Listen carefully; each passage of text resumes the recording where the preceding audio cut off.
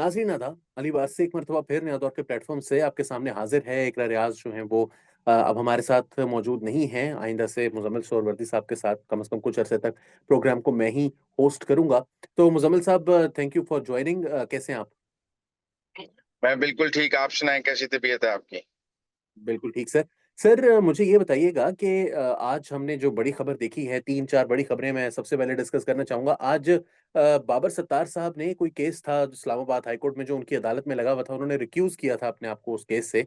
लेकिन जो रिक्यूज़ल थी उसको चीफ जस्टिस ने रिजेक्ट कर दिया और दोबारा से कुछ रिमार्क्स दे के इंतज़ामी साइड पर दोबारा से जो है वो चीफ जस्टिस ने बाबर सत्तार की ही अदालत में वो केस लगा दिया, जिसकी वजह से अब बाबर सत्तार ने 3 सफ़ों का एक फैसला लिखा है जिसमें उन्होंने चीफ जस्टिस के इख्तियारात को जो है वो चैलेंज किया और उन्होंने कहा कि क्या उनके पास ये अथॉरिटी थी कि अगर कोई जज अपने आप को रिक्यूज़ कर ले किसी फैसले से, तो केस से, तो वो दोबारा उसके सामने लगा दें। ये क्या मामला है? चीफ जस्टिस ने आपको नहीं लगता ये अनप्रेसिडेंटेड है? मैंने तो कभी नहीं सुना ऐसा जैसे चीफ जस्टिस ने किया है यहाँ पर।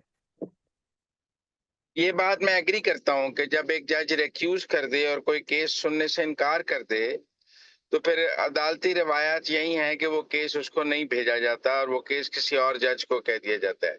बल्कि रिवायत तो ये भी है कि अगर मुद्दई या मुद्दा अलैह में से भी कोई किसी जज को कह दे कि आप मेरा ये केस ना सुने, तब भी वो के जज जो है वो केस नहीं सुनता, क्योंकि जज का एक तो जज का अपना तैयार होना और दूसरा फ्रीकैन का उस पर मुत्तफिक होना, दोनों तीनों चीजें बहुत इंपॉर्टेंट रही हैं। लेकिन हमने माजी में देखा है कि जब उमर अता बंदयाल साहब के हम ख्याल बेंच पे एतराज हुआ, तो उन्होंने कहा नहीं, हमारा तो हम ख्याल बेंच ही सुनेगा। फिर उस प्रेसिडेंट को लेकर काजी फायज ईसा पर जब एतराज हुआ, तो उन्होंने कहा मैं सुनूंगा केस, क्यों ना सुनूं।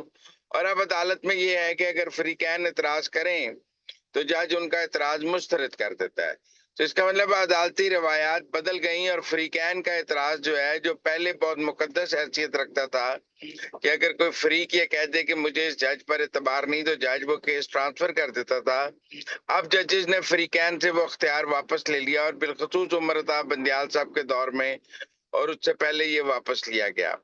अब रह गया अख्तियार सिर्फ जज का कि वो रिक्यूज कर ले, तो फिर उसके बाद उसको वो दोबारा केस दिया जा सकता है या नहीं दिया जा सकता। अब सरफराज जोगर साहब ने ये जो केस दोबारा लगाया है, देखिए रिक्यूज करने की भी वजूहात होनी चाहिए।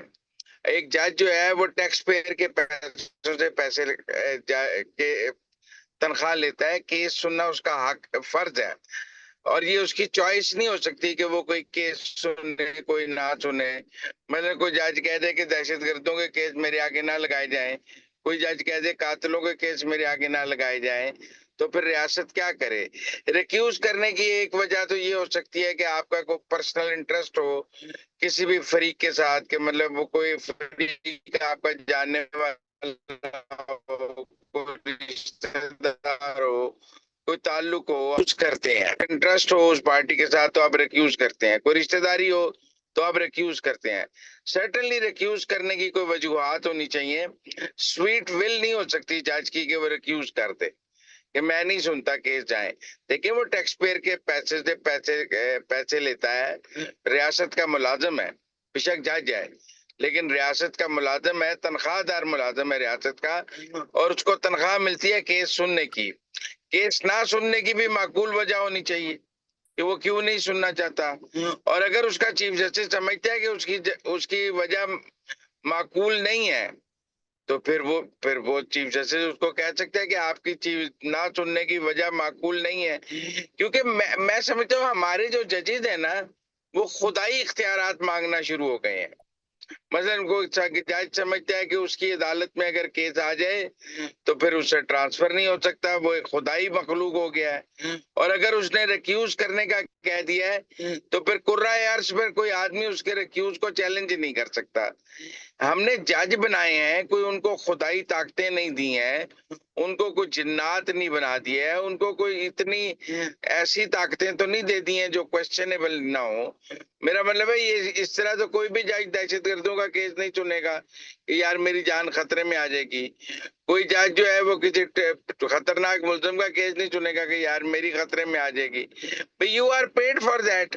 रिक्यूज करने की कोई वजूहत जरूर है कि आपके रिश्तेदारी हो, आपका पर्सनल इंटरेस्ट हो, आपके चैम्बर के लोग हों, आपकी कुछ और बिजनेस इंटरेस्ट हो, आपका कुछ ज़ाती मामला हो, तो आप नहीं सुनते हैं। लेकिन ऐसे ही रिक्यूज़ कर देना कि मैं नहीं सुनता, ये मैं समझता हूँ बाबर सत्तार साहब का मौक़िफ़ भी ठीक नहीं है। चीफ़ जस्टिस ने उनका एडमिनिस्ट्रेटिवली जज किया होगा कि उनका रिक्यूज़ ठीक है या नहीं ठीक है। अगर वो चीफ़ जस्टिस ने समझा कि उनका रिक्यूज़ल नहीं ठीक है, तो फिर ठीक है, वो उनको दोबारा भेज दिया है। उनको सुन लेना चाहिए केस, क्या मसला है सुनने में? सही। जी बिल्कुल, ये एक अपनी नौइयत का जो है वो एक यूनिक केस है जो कि मेरी तो नज़र से नहीं हुई। बहरहाल हम आगे बढ़ते हैं। सर आज इस तरह की कुछ खबरें हैं, ट्वीट्स हमने देखी जिसमें मिसाल के तौर पर ये जर्नलिस्ट हैं, कॉलमिस्ट हैं हैदर जावेद सैयद, इन्होंने लिखा है कि पंजाब में सरकारी महकमों के पेंशनर्स को उस्मान बुज़दार जैसी ही एक और रज़ील और घटिया हुकूमत का आज फिर सामना है, जो 3-3 माह तक पेंशन तो नहीं देती लेकिन अरबों-खरबों रुपए के मंसूबे बनाती और खुद से भरे इश्तिहारात रोज़ाना शाया करवाती है। तो इसके बारे में आप क्या कहेंगे? डू यू थिंक ये बात दुरुस्त है कि पंजाब में कोई पेंशन मसला है? देखिए, अगर एक भी पेंशनर को पेंशन नहीं मिली तो ये हुकूमत की नाअहली है। पेंशनर जो है वो हुँ। सबसे मैं समझता हूँ कमज़ोर तबका है। पेंशनर बूढ़ा आदमी है, उसने सारी उम्र सर्विस की है और इस उम्मीद पर सर्विस की है कि उसके बुढ़ापे में उसको पेंशन दी जाएगी। और रियासत ने उसके साथ ये मुआहदा किया है कि अगर तुम 60 साल तक मेरे साथ न मेरी मेरी मुलाज़मत करोगे, तो मैं तुम्हें पेंशन दूँगा। ये कोई सरकार उस पर रियायत नहीं करती। ये उसका एक रियासत के साथ मुआहदा था कि मैं आपके साथ 60 साल तक काम करूँगा, तो आप मेरे बुढ़ापे की मुझे पेंशन देंगे। ये कोई सरकार एहसान नहीं करती है पेंशन देके। मैं समझता हूँ अगर एक भी पेंशनर को पेंशन लेट हुई है, तो ये सबसे बड़ा जुर्म है किसी भी पंजाब हो, सिंध हो, बलूचिस्तान हो, मरकज़ हो, कोई भी हो। ये नाकाबिले माफ़ी जुर्म है और उस पेंशनर से ना सिर्फ माफ़ी माँगनी चाहिए हुकूमत को बल्कि उसके घर जाके उसको पेंशन देनी चाहिए। मैंने देखा है लोग पेंशन के लिए रुलते भी हैं, पेंशन के लिए धक्के भी खाते हैं। ये सिलसिला ऑटोमेटेड होना चाहिए और मेरा जमाना कर लेता है, बूढ़े आदमी की दवाइयाँ हैं, मजबूर हैं। मुझे ये बहुत ही बेरहम सा एटीट्यूड लगता है, जब हुकूमतें पेंशन लेट करती हैं और जब हुकूमतें सोचती हैं कि चलो पेंशन दी या ना दी, क्या फ़र्क पड़ता है? क्योंकि कर सकते हैं। एक भी पेंशनर को पेंशन नहीं मिली। सर मैं आपको बताना चाहता हूँ कि पिछली 24 घंटों की जो मरियम नवाज़ के हवाले से खबरें हैं, उसके मुताबिक एक खबर ये है कि तौसा में उन्होंने एक्शन लिया है एड्स आउटब्रेक के खिलाफ। 39 नए स्मार्ट पुलिस स्टेशंस की उन्होंने इजाज़त दी है सेफ पंजाब के तहत। इसके अलावा उन्होंने जो है वो जिन्ना हॉस्पिटल में एमएस को उन्होंने फ़ारिग कर दिया है। इसके अलावा उन्होंने जो है वो नई जो बसेज़ हैं, उनका इजरा किया है। उन्होंने स्टूडेंट्स को कुछ देने का चीज़ें जो है इजाज़त दी है। नए जो क्या कहते हैं कैबिनेट मीटिंग के अंदर जो फैसले हुए हैं, नई बसें चल रही हैं, लैपटॉप बँट रहे हैं, लेकिन एट द सेम टाइम जो पेंशनर्स हैं, उनको ये इंतज़ामी नाअहली है, इसको क्या कहेंगे आप? देखिए, नाअहली है, मैं इसको समझता हूँ इनकॉम्पिटेंस है। मैं नहीं समझता पंजाब के पास पैसे नहीं है पेंशन देने के। मतलब अब आप एनएफसी से आपको हुँ, पैसे आते हैं, आप इतने काम कर रहे हैं तो आप पेंशन नहीं दे सकते। जहाँ तक आपने वो एमएस के मुअत्तल होने की बात की, देखिए हमारे सरकारी अस्पतालों की हालत बहुत बुरी है। हमारे सरकारी अस्पतालों में मरीजों का बहुत इस्तेहसाल होता है। हमारे डॉक्टर्स का प्रोफेशनल कॉन्डक्ट कोई ठीक नहीं है और उनका रवैया टुवर्ड्स पेशेंट भी ठीक नहीं है। मैं समझता हूँ डॉक्टर्स की जो अपनी बॉडी है, वो डॉक्टर्स का प्रोफेशनल ऑडिट भी ठीक नहीं करती है कि उनका रवैया ठीक है, उनकी प्रोफेशनल कॉम्पिटेंस ठीक है।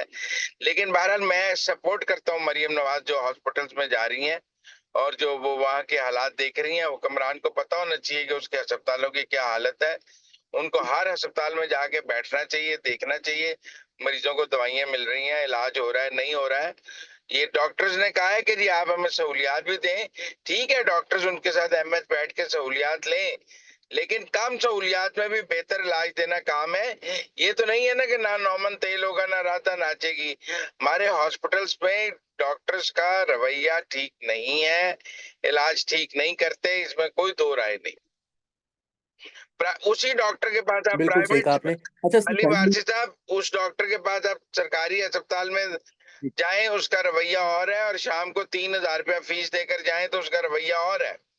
सुबह ₹10 की पर्ची पर वो आपका इलाज करने ट्रू, को ट्रू। तैयार नहीं है, शाम को 3000 5000 लेकर वो आपके घुटनों को हाथ लगाने को भी तैयार है। तो मेरे ख्याल में ये जो कमर्शियलाइज़ेशन ऑफ डॉक्टर प्रोफ़ेशन हुआ है ना, इसने हमारे सरकारी अस्पतालों को बहुत खराब किया है। मैं समझता हूँ जो आदमी सरकार का मुलाज़िम है और डॉक्टर है, उसको प्राइवेट प्रैक्टिस की बिल्कुल इजाज़त नहीं होनी चाहिए। क्योंकि ये दिन में वहाँ मरीज़ घेरते हैं, इसलिए कि शाम को इनके क्लिनिक्स में पहुँचे, क्योंकि दिन में ये इलाज ही नहीं देते हैं। लिहाजा जो इसने सरकार की नौकरी करनी है, उसको प्राइवेट प्रैक्टिस की इजाज़त नहीं होनी चाहिए। ठीक। अच्छा सर ये बताइएगा आज बलूचिस्तान की तरफ भी ज़ाहिर है कि हम जो है वो रेगुलरली उसको कवर करते हैं। अख्तर मेंगल बलोच जो हैं उन्होंने एक लॉन्ग मार्च की कॉल दी थी आज और वहाँ पर कुछ जो वीडियो फुटेज हमारे पास मौजूद है उसके मुताबिक 1000, 2000, 1500 के करीब लोग हैं उसमें। ज़ाहिर है लॉन्ग मार्च में उतनी बड़ी तादाद तो नहीं होती जितनी जलसों में होती है लेकिन ये तादाद जो है वो कोई बहुत ज़्यादा अच्छी तादाद, बड़ी तादाद नहीं कह सकते इसको। On the other hand Mahrang Baloch की जो तादाद थी वो इससे ज़्यादा लग रही थी। तो आपको नहीं लगता कि ये बलोचों के अंदर जो पॉलिटिकल पार्टीज़ है मेन स्ट्रीम, उनके लिए एक मसला बन गया है कि वो अपने आप को रेलेवेंट रखने के लिए अब मज़ीद जो है वो एक्स्ट्रा एक नेशनलिज़्म की तरफ जो है वो धकेल दी जा रही हैं? नहीं, मेरे ख्याल में ये तो बहुत एक्सपोज़ हो गई। ये जो बलूच नेशनलिस्ट थे, चाहे पीवाईसी है, चाहे मेंगल साहब हैं, महारंग बलूच की गिरफ्तारी के बाद तो बहुत एक्सपोज़ हो गए कि इनमें से कोई भी साइज़ेबल क्राउड बाहर लाने में कामयाब नहीं हुआ है। अब अख्तर मेंगल साहब अगर 10,000 बंदा नहीं निकाल सके, तो उन्होंने क्या सियासत की है आज तक? और अगर बीवाईसी भी कराची में बलोच यकजहती काउंसिल भी कराची में क्वेटा में 10,000 बंदा, 15,000 बंदा, 5,000 बंदा नहीं निकाल सकी, तो फिर इनकी पब्लिक सपोर्ट पर सवाल तो उठता है। इसका मतलब है कि ये जो कहा जा रहा था कि जी ये बलोचों के हकीकी तर्जुमान ये लोग हैं, वो मिथ तो टूट गई। अगर ये हकीकी तर्जुमान होते तो लोग इनके साथ बाहर निकल आते। लोग इनकी ये हकीकी तर्जुमान तो साबित नहीं हुए हैं। ये तो मेरा मतलब है ये भी कुछ लोग पैसे के सर पे सियासत करते हैं, ये बंदूक के सर पे सियासत कर रहे थे। इनका बीएलए के खौफ से शटर डाउन हड़ताल तो हो जाती है, लेकिन लोग इनके जलसों और जुलूसों में नहीं आ रहे। इसीलिए मारंग बलोच जो है वो औरतों के 100-200 औरतों को लेकर धरना देती थी, क्योंकि उसको पता था कि लोग नहीं निकलते हैं उसके साथ। मेरे ख्याल में मेंगल साहब भी एक्सपोज हुए हैं और बीवाईसी भी एक्सपोज हुई है कि बलूचिस्तान के अवाम की कोई बड़ी तादाद इनकी हिमायत में नहीं है। दुरुस्त और मेरा ख़्याल है कि ये बेहतरीन मौका है हुकूमत के पास भी, पाकिस्तान की हुकूमत के पास भी कि वो इस अगर उनके साथ लोग नहीं निकल रहे हैं और लोग हुकूमत के साथ हैं, तो उनके साथ एंगेज करे। यही मौका है कि वो साइलेंट मेजॉरिटी अगर कोई है, एक तो तो अली वारसी उसको साहब, आपको अंगेज का बड़ा शौक है, अंगेज सर करे। आपकी आप ही कह रहे हैं जो लोग उनके साथ नहीं दहशतगर्दों है, के साथ लोग उनके खड़ा है साथ नहीं उससे कोई एंगेजमेंट नहीं हो सकती। है, मैं उनकी बात नहीं कर रहा सर। मैं कह रहा हूँ जो लोग उनके साथ नहीं है, उनके साथ एंगेज करें। वहाँ जो उनके साथ नहीं है वो रियासत के साथ हैं, वो पाकिस्तान के साथ हैं, वो पाकिस्तान के झंडे के साथ हैं, वो पाकिस्तान के कौमी तराने के साथ हैं, वो अंगेज हैं पाकिस्तान से। जो बीएलए के साथ अंगेज है ना, उनसे अंगेज करने की अब कोई जरूरत नहीं है, उनको कैफरे किरदार तक पहुंचाने की जरूरत है। चलें इस पर हम आपसे फिर बात करेंगे जब हम आमने-सामने बैठ के किसी दिन कैमरे पर वीडियो करेंगे, उस दिन आपसे जो है वो डिटेल में इस पर बात होगी। फिलहाल के लिए मुज़म्मिल साहब बहुत-बहुत शुक्रिया। आपने हमें प्रोग्राम में जॉइन किया। नाज़रीन आपने सुनी मुज़म्मिल साहब की बातें, अगर आपको पसंद आए हो तो लाइक और शेयर ज़रूर कीजिए। अली वारसी को न्यूज़ प्लेटफ़ॉर्म से फिलहाल इजाज़त दीजिए। आदाब।